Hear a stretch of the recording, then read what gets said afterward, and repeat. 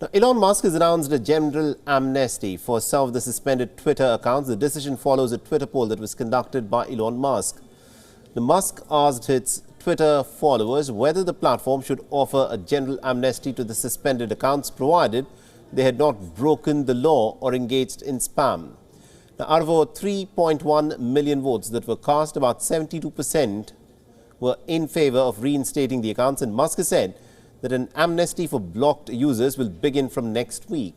And the move comes just days after Musk had reinstated accounts of former American President Donald Trump, the controversial Canadian psychologist Jordan Peterson, and also the former professional kickboxer Andrew Tate.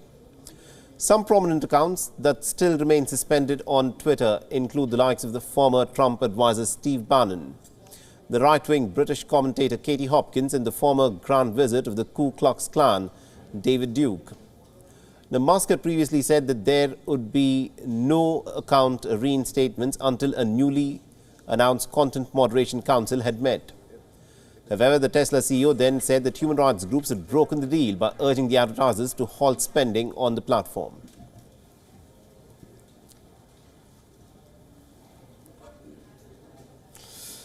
All right, now to give us more insights in terms of what all of this, of course, means, we are being joined in by Mr. Adrian Mars, who's a tech journalist and also a broadcaster. Now, Mr. Mars, thank you very much indeed for joining us here on WION.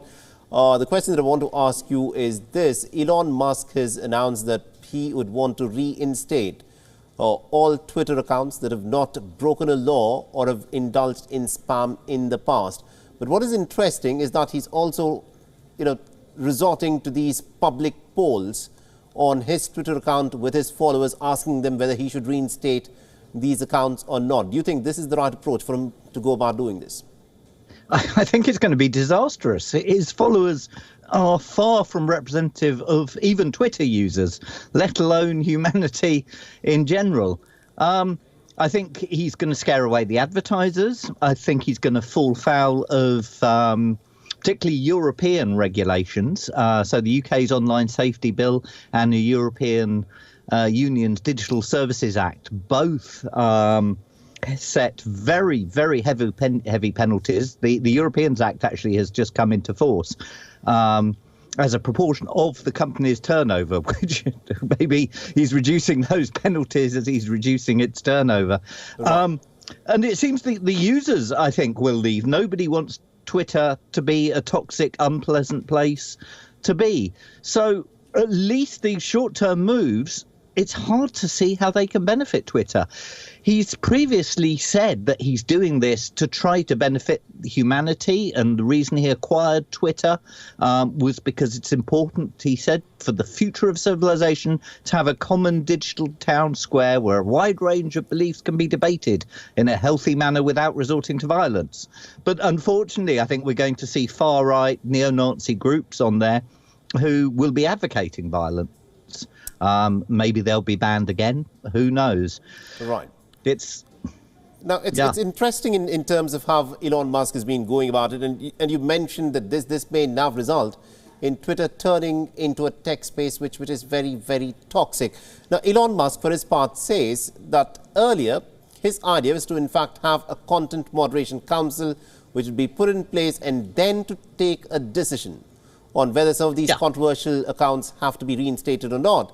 But now he says, because a lot of people have in fact been urging advertisers to not advertise on Twitter, that means he would now want to get these people to be back on Twitter, probably for a whole host of different variety of reasons. But some say this is, of course, just one way of being controversial to stay in the news. Well, it's hard to say what's going through Elon Musk's head. I don't think personally he does it to be controversial. I think he does it because he's a billionaire who has the power to do things, and it may be undemocratic, but he's doing what he wants to do. It's what he says is often at odds with what he does. So it's very hard to see, for example, with his motivations, how it fits in with providing the world a platform. For one thing, he's brought in a charge for having the blue tick, the certification that you are previously a certification that you were somebody reasonably prominent in the public in the public arena, and that you were you. It was a way of verifying accounts, stop spoof accounts. Now he's turned it into a system where if users who haven't paid, their tweets basically will be demoted. They won't be seen. They won't go to the top of the list. And the charge is about $8 a month. Now, that's going to exclude an enormous proportion of the world from being heard, particularly in places where Twitter previously, partly because of its anonymity, did very well. So people calling out human rights abuses, or anywhere under authoritarian regimes, particularly, where it was difficult to get news out safely.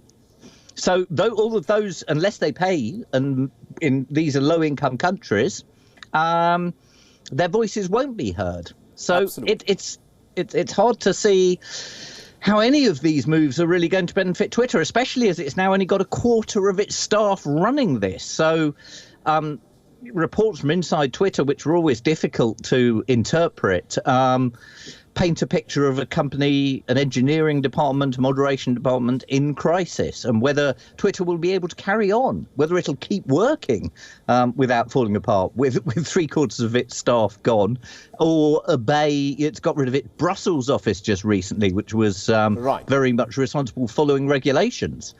They've said that they will, and it's not a problem.